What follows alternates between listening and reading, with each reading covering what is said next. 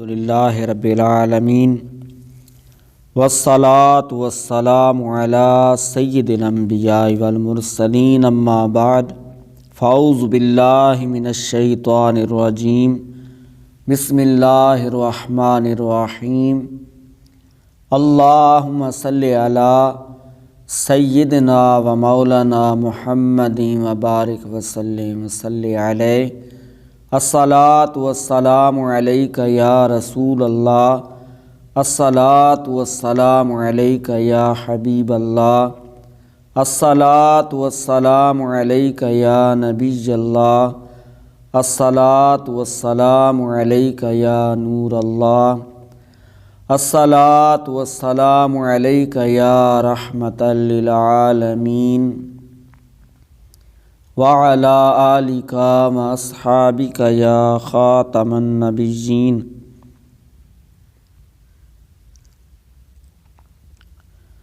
فرمان سیدنا صدیق اکبر رضی اللہ تعالیٰ عنہ، نبی پاک صلی اللہ علیہ وسلم پر درود پاک پڑھنا گناہوں کو اس قدر جلد مٹاتا ہے کہ پانی بھی آگ کو اتنی جلدی نہیں بجھاتا، اور نبی صلی اللہ علیہ وآلہ وسلم پر سلام بھیجنا گردن یعنی غلام آزاد کرنے سے افضل ہے۔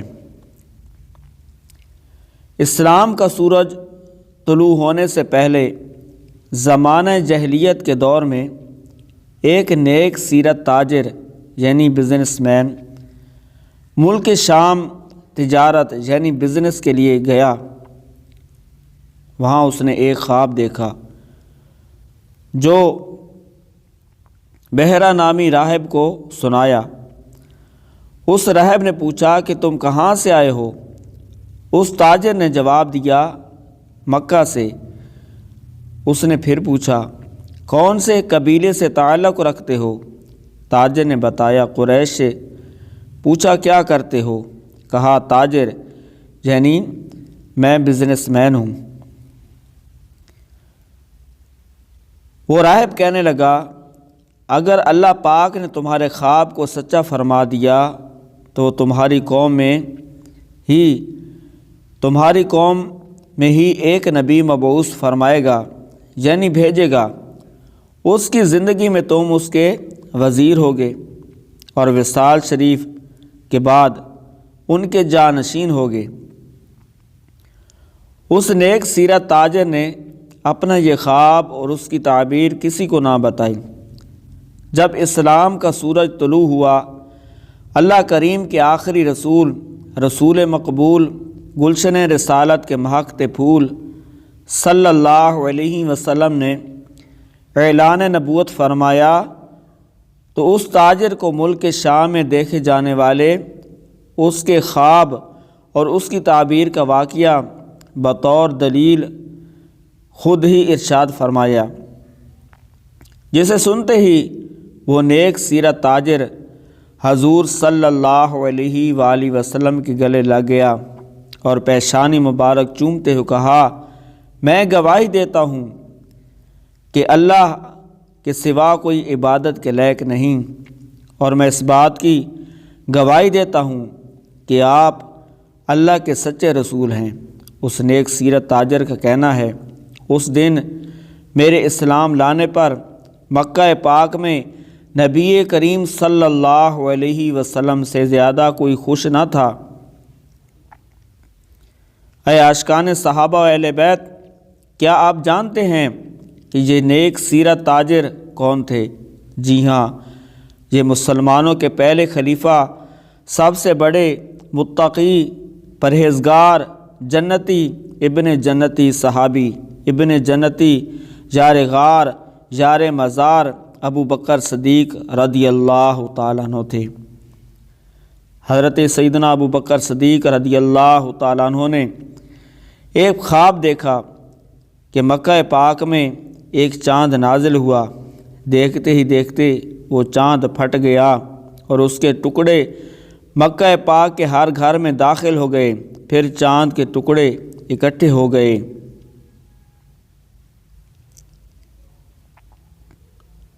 اور وہ چاند آپ کی گود میں آ گیا۔ آپ رضی اللہ تعالیٰ عنہ نے اس کی تعبیر پوچھی تو بتایا گیا کہ وہ نبی آخر الزماں صلی اللہ علیہ وسلم جن کا انتظار ہے، آپ ان کی اتباع کرنے والے اور لوگوں میں سے سب سے زیادہ سعادت مند ہوں گے۔ پس جب اللہ پاک کے آخری نبی مکی مدنی محمد عربی صلی اللہ علیہ وسلم نے اعلان نبوت فرمایا اور آپ کو اسلام کی طرف بلایا تو آپ نے بلا تاخیر فوراً اسلام قبول کر لیا۔ اللہ تبارک و تعالیٰ کی ان پر رحمت ہو اور ان کے صدقے ہماری بے حساب مغفرت ہو۔ بیاں ہو کس زبان سے مرتبہ صدیق اکبر کا، ہے یار غار محبوب خدا صدیق اکبر کا۔ اے عاشق صحابہ و اہل بیت،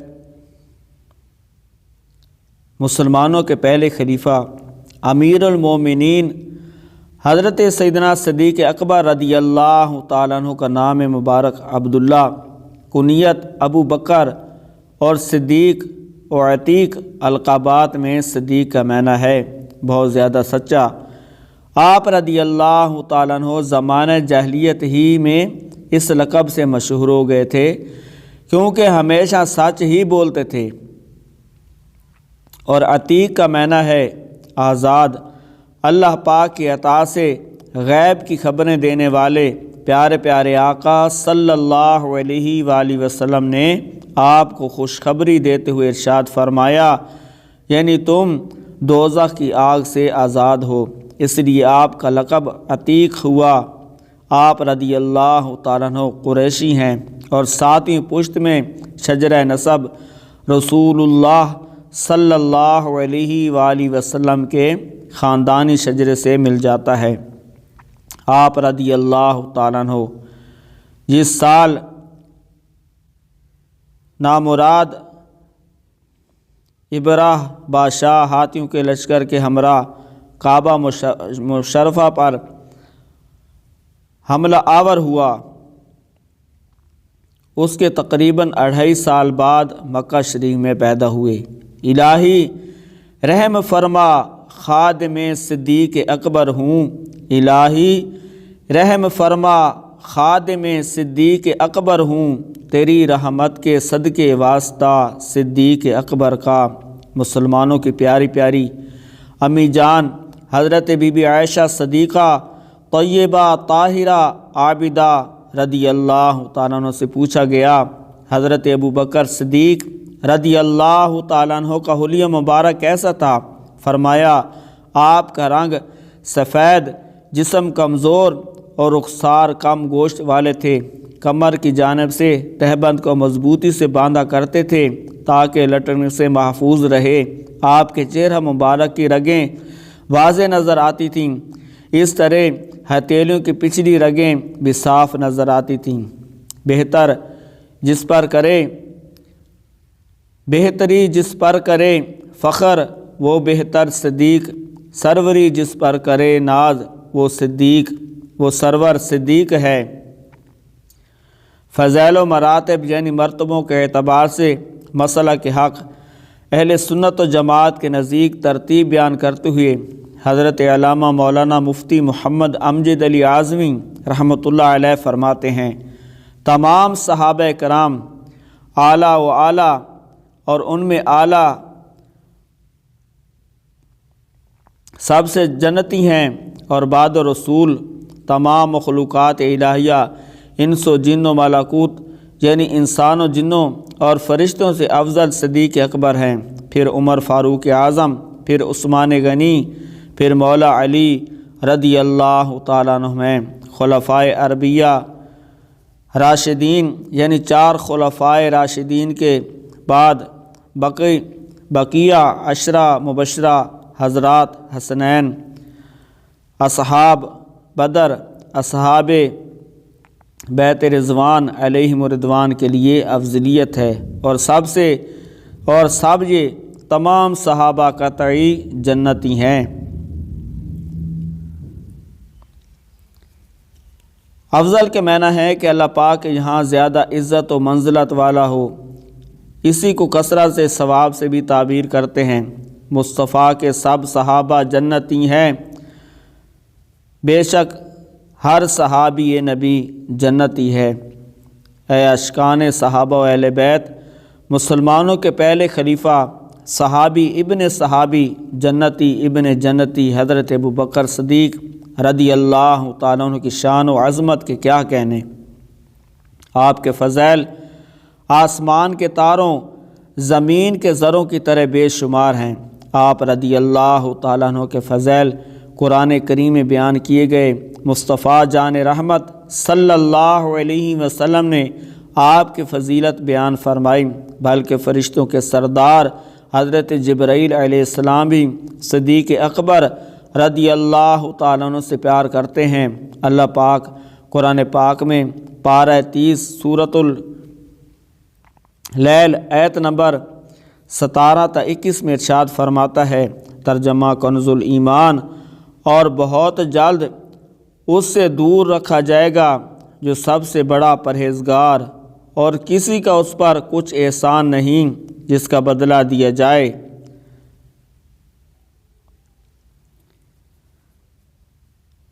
صرف اپنے رب کی رضا چاہتا جو سب سے بلند ہے، اور بے شک قریب ہے کہ وہ راضی ہوگا۔ آج سے تقریباً 800 سال پرانے بزرگ حضرت امام فخر الدین رازی رحمۃ اللہ علیہ تفسیر کبیر میں ارشاد فرماتے ہیں، مفسرین کرام کہ اس بات پر اجماع یعنی اتفاق ہے کہ یہ آیت مبارکہ امیر المومنین حضرت ابوبکر صدیق رضی اللہ تعالیٰ عنہ کے بارے میں نازل ہوئی۔ خدا اکرام فرماتا ہے، اتقا کہہ کر قرآن میں کریں پھر کیوں نہ اکرام صدیق اکبر کا، جب سیدنا صدیق اکبر نے مؤذن رسول حضرت بلال رضی اللہ تعالیٰ عنہ کو بہت مہنگی قیمت پر خرید کر آزاد کیا تو کفار کو حیرت ہوئی، اور انہوں نے کہا کہ ابوبکر صدیق رضی اللہ تعالیٰ عنہ نے ایسا کیوں کیا؟ شاید حضرت بلال رضی اللہ تعالیٰ عنہ کہ ان پر کوئی احسان ہوگا جو انہوں نے اتنی مہنگی قیمت دے کر انہیں خریدا اور آزاد کر دیا۔ اس پر یہ آیت کریمہ نازل ہوئی، اور اس آیت اور اس کے بعد والی آیت میں ظاہر فرما دیا گیا کہ حضرت ابوبکر صدیق رضی اللہ تعالیٰ عنہ کا یہ فعل محض صرف اللہ پاک کی رضا کے لیے ہے، کسی کے احسان کا بدلہ نہیں، نہ ان پر حضرت بلال رضی اللہ تعالیٰ عنہ وغیرہ کا کوئی احسان ہے۔ اے عاشقان صحابہ و اہل بیت، یاد رہے کہ حضرت ابوبکر صدیق رضی اللہ تعالیٰ عنہ نے حضرت بلال رضی اللہ تعالیٰ عنہ کے علاوہ بھی بہت سارے لوگوں کو ان کے اسلام کی وجہ سے خرید کر آزاد کیا، جیسے حضرت عامر، حضرت ام عمیس اور حضرت زبیر رضی اللہ تعالیٰ عنہ شامل ہیں۔ آپ رضی اللہ تعالیٰ عنہ کے اسلام کی دعوت عام کرنے کی برکت سے 5 وہ صحابہ علیہم رضوان مشرف با اسلام ہوئے جن کا شمار عشرہ مبشرہ میں ہوتا ہے۔ عشرہ مبشرہ وہ 10 صحابہ کرام کہ جن کو ان کی زندگی میں اللہ پاک کے آخری نبی صلی اللہ علیہ وسلم نے جنت کی خوشخبری عطا فرما دی تھی۔ وہ 10 جن کو جنت کا مجدہ ملا، اس مبارک جماعت پہ لاکھوں سلام۔ حضرت مفتی احمد یار خان نعیمی رحمۃ اللہ علیہ فرماتے ہیں، حضرت بلال رضی اللہ تعالیٰ عنہ کی خریداری پر حضور صلی اللہ علیہ وسلم نے صدیق اکبر رضی اللہ تعالیٰ عنہ کے لیے فرمایا تھا، اے ابو بکر، بلال کی خریداری میں ہم کو بھی اپنے ساتھ ملا لو، آدھی قیمت ہم سے لے لو، تو ہم دونوں اس کے خریدار۔ تو سیدنا صدیق اکبر تڑپ گئے، قدموں پر فدا ہو کر بولے، میں بھی آپ کا غلام ہوں، بلال بھی آپ کے غلام ہیں، حضور میں نے انہیں آپ صلی اللہ علیہ وسلم کے لیے خریدا ہے، میں نے انہیں آزاد کر دیا۔ حضرت بلال نے جب چہرہ مصطفیٰ دیکھا تو چہرہ مصطفیٰ دیکھتے ہی غش کھا کر بے ہوش ہو گئے۔ حضور صلی اللہ علیہ وسلم نے اپنی چادر سے ان کے چہرے کا گرد و غبار صاف کیا اور فرمایا، یعنی اے بلال، تجھے اللہ کی راہ میں بڑی اذیتیں پہنچیں۔ مزید فرماتے ہیں کہ اے صدیق، تم پر لاکھوں سلام کہ تم نے ہم سب مسلمانوں کے آقا حضرت بلال کو آزاد کیا۔ تم نے ہمارے آقا حضرت بلال کو آزاد کیا۔ تم نے ہمارے آقا کے آقا ہو۔ گدا صدیق اکبر کا خدا سے فضل پاتا ہے۔ گدا صدیق اکبر کا خدا سے فضل پاتا ہے۔ خدا کے فضل سے میں ہوں گدا صدیق اکبر کا۔ اللہ تبارک و تعالی ہمیں بھی عاشق صادق سیدنا صدیق اکبر رضی اللہ تعالیٰ عنہ کے صدقے میں پیارے محبوب صلی اللہ علیہ وسلم کا سچا عاشق بنائے۔ آپ صلی اللہ علیہ وسلم کی غلامی کرنے کی توفیق عطا فرمائے، آپ کی سنتوں پر عمل کرنے کی توفیق عطا فرمائے۔ سیدنا صدیق اکبر رضی اللہ تعالیٰ عنہ کا صدقہ مالک کریم ہمیں بھی ہمیشہ سچ بولنے کی اور جھوٹ سے بچنے کی توفیق عطا فرمائے، مساجد کو آباد کرنے کی توفیق عطا فرمائے، یتیموں، غریبوں، مساکینوں کی امداد کرنے کی توفیق عطا فرمائے۔ آمین بجاہ النبی الامین وصلی اللہ علیہ وآلہ وسلم۔